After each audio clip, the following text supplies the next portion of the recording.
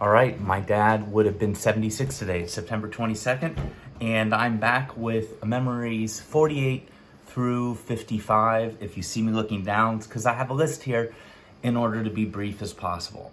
First, I want to start out with 4 gadgets that remind me of my dad. My dad used to always love watching infomercials. He would love just exploring Amazon to see what kind of new inventions they'd made to make life easier. One thing he really liked was the back scratchers that had a little replica of a tiny metal hand at the end that would extend out like a wand. He initially got one, misplaced it, got another, misplaced it, and then decided to buy a large case of these back scratchers, to the point when anyone would come by, he goes, "Hey, these are the best back scratchers. Here, you can have this. You take a couple you want to spare, one to keep in your car, one to keep by your bed."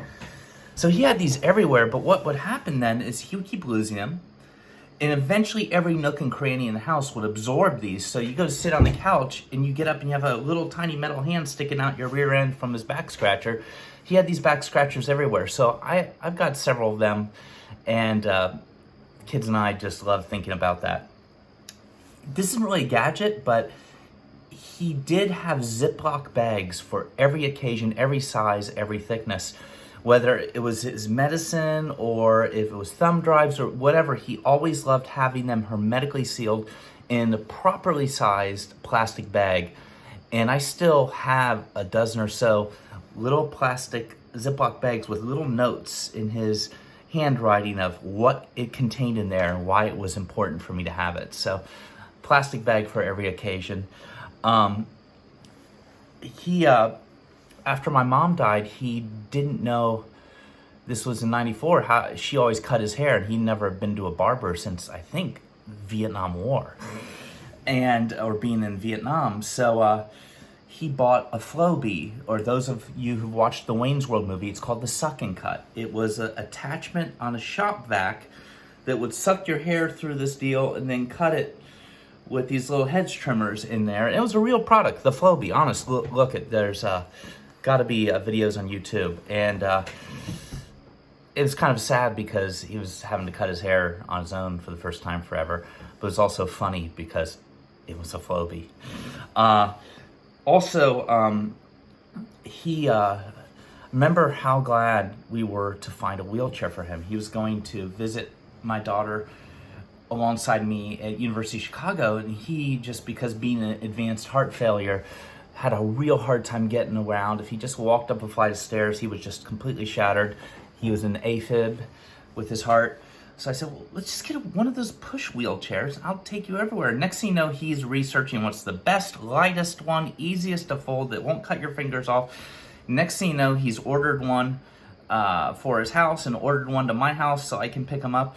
And because of that little wheelchair, we were able to see so much. And he was just so, where a lot of people might be complaining, like, why am I sitting here in this wheelchair? And he did complain, trust me.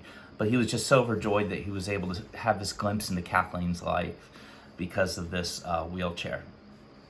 Regarding being a grandpa, I've recently been scanning all these pictures and negatives from the time of birth of both my son and daughter, and the pictures of my dad holding newborn Ian and newborn Kathleen.